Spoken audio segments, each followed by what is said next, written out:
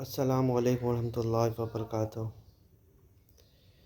ये जो मुस्लिम्स और एक्स मुस्लिम्स का डिबेट होता है ऑनलाइन, ये एक नया फिनोमिना आ गया है।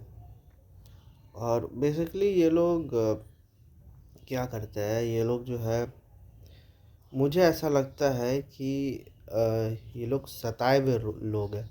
ये लोग रिवेंजफुल लोग हैं। मतलब ये लोग क्या है, मुस्लिम माशरे में पैदा हुए।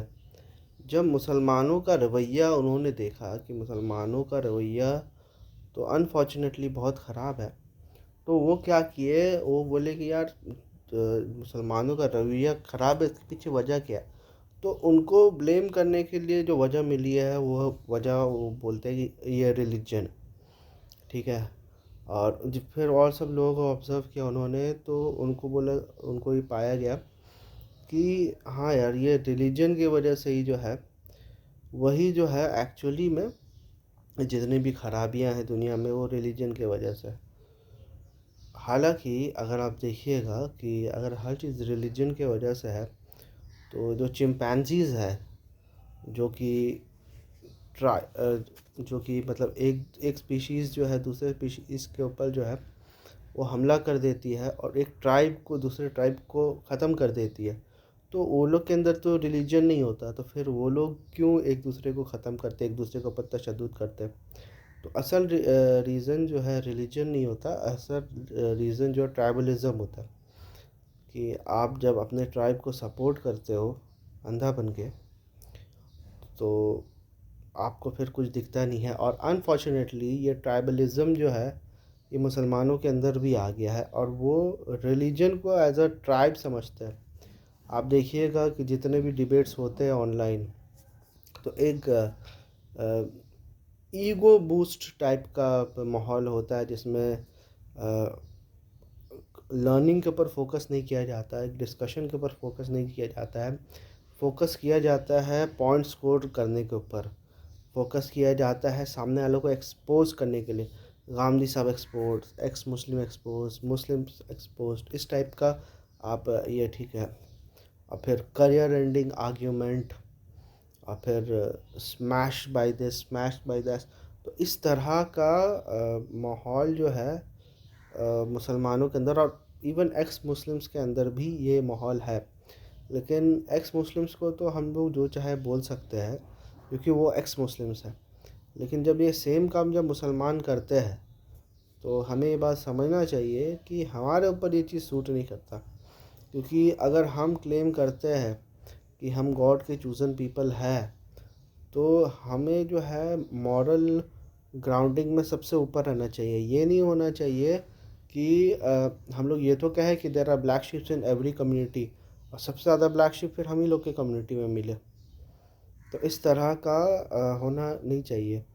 और इसमें मैं इल्ज़ाम जो हूँ, सबसे ज़्यादा जो हूँ, वो हमेशा से देता हुआ हूँ, अभी फिर दूंगा, वो मौलवी हजरात का है। मौलवी एक ऐसी बला है जो सदक़े को भी खा जाता है। सदका एक ऐसी चीज़ है जो हर बले को खा जाता है, और मौलवी ऐसी बला है जो सदक़े को भी खा जाता है।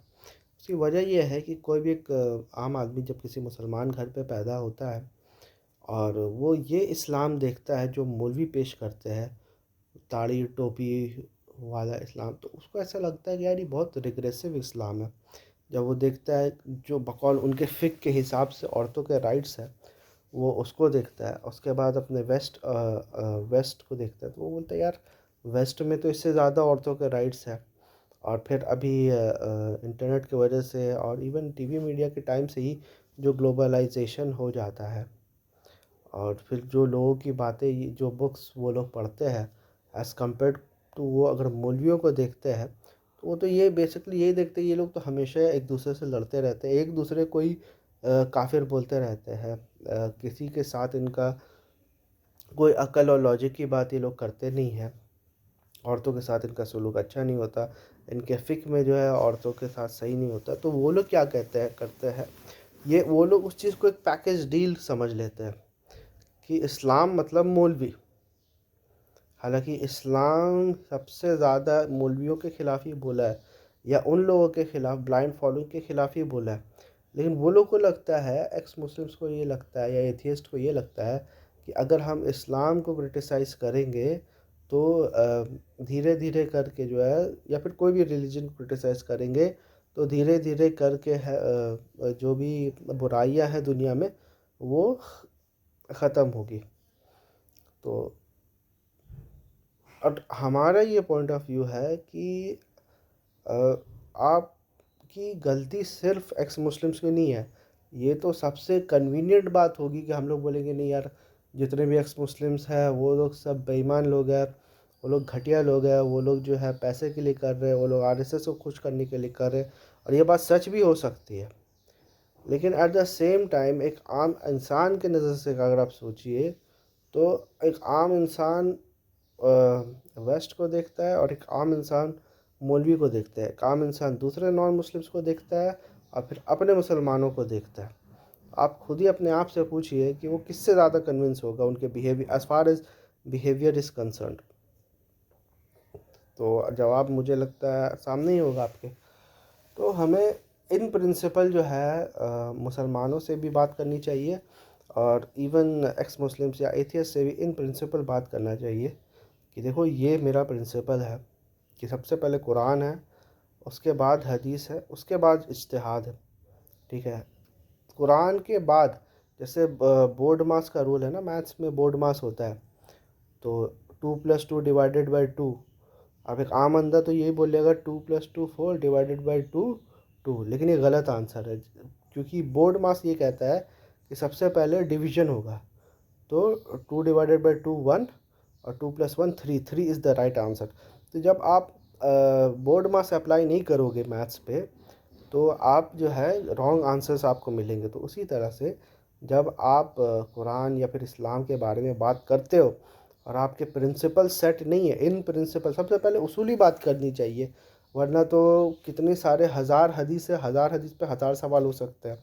कुरान की 6000 से ज़्यादा आयत है तो 6000 सवाल हो सकते हैं। लेकिन आप जब इन प्रिंसिपल बात करते हो तो जिसको समझना होता है वो समझ जाता है और जिसको नहीं समझना हो जाता उसका कोई इलाज नहीं है। उसको लेकर लकीर का फ़कीर बन के पीटना जो है कोई ज़रूरी नहीं है। उससे क्या है, वो लोग को ज़्यादा शोहरत मिलता है। तो आप इन प्रिंसिपल किसी भी चीज़ का जवाब दिया करें और उसके बाद जो है वो जाने, उसका रब जाने। हम लोग बहुत सारे चीज़ जो है ना ईगो का मसला बना देते हैं कि उसको मैं हरा के रहूँगा, उसको कन्विंस करने की कोई ज़रूरत नहीं है भाई। हमारी ज़िम्मेदारी कन्विंस करना नहीं है, हमारी ज़िम्मेदारी कन्वे करना है। अगर उसको पसंद आता ठीक है, नहीं पसंद आता ठीक है, कोई बात नहीं। अल्लाह आपसे समझेगा, अल्लाह मुझसे भी समझेगा।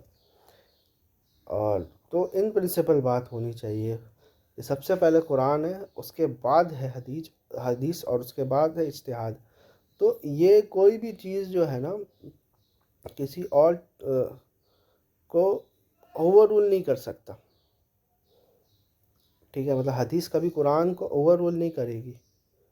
कुरान हदीस को ओवर रूल कर सकता है लेकिन हदीस कभी कुरान को ओवर रूल नहीं करेगी। अनफॉर्चुनेटली हम लोग के जो रिवायती सोच है उनका यही है कि हदीस से हम लोग को कुरान समझना है, हालांकि कुरान से हम लोग को हदीस समझना है।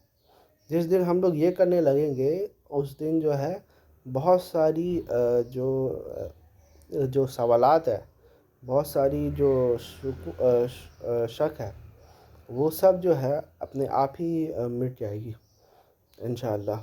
और सबसे बड़ी बात ये है कि हम लोग को दाई बनने का बहुत शौक़ है, लेकिन हम लोग को नेक अमाल करने का या अपनी बिहेवियर को सुधारने का या इंटेलेक्चुअल ऑनेस्टी का कोई हम लोग को शौक़ नहीं है। तो सबसे पहले हम लोग को ख़ुद को चेंज करना पड़ेगा। अगर आपको ऐसा लगता है कि पूरी दुनिया चेंज होगी तो ऐसा होगा नहीं। आपको पहले ख़ुद को चेंज करना पड़ेगा और आप जिस इस्लाम की दावत दे रहे हैं वो इस्लाम आपके अंदर दिखनी चाहिए कम से कम।